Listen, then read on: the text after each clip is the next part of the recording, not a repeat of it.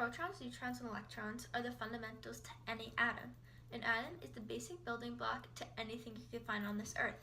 They are very small and cannot be seen by the human eye. Let me give you an example of just how small atoms really are.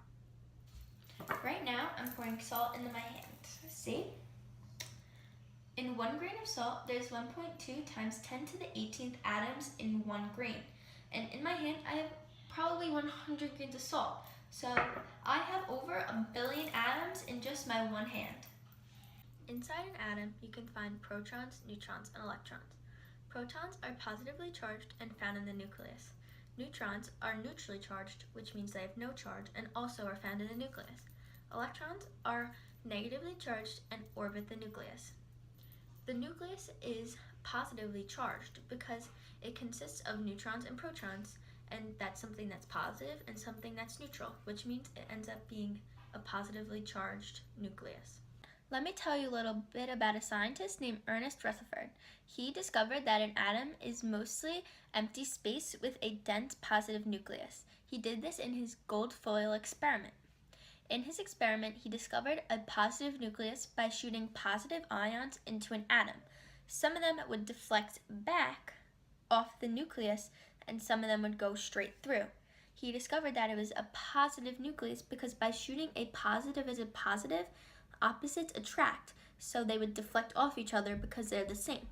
And the rest he discovered is empty space because they would go right through the atom. This is a real-life representation of Rutherford's gold foil experiment. Each ball represents an alpha particle he shot into the atom, and the goalie represents the dense positive nucleus, and the goal represents the atom. Okay, let's start.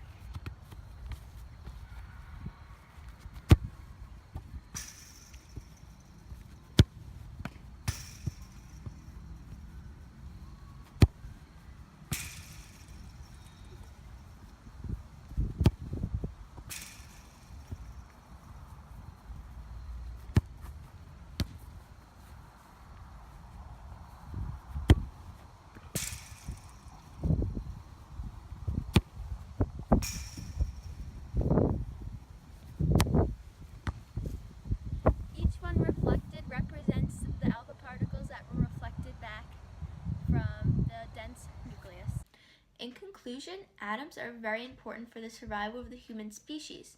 They are things you can see and cannot see. They are microscopic. Without them, humans wouldn't be here.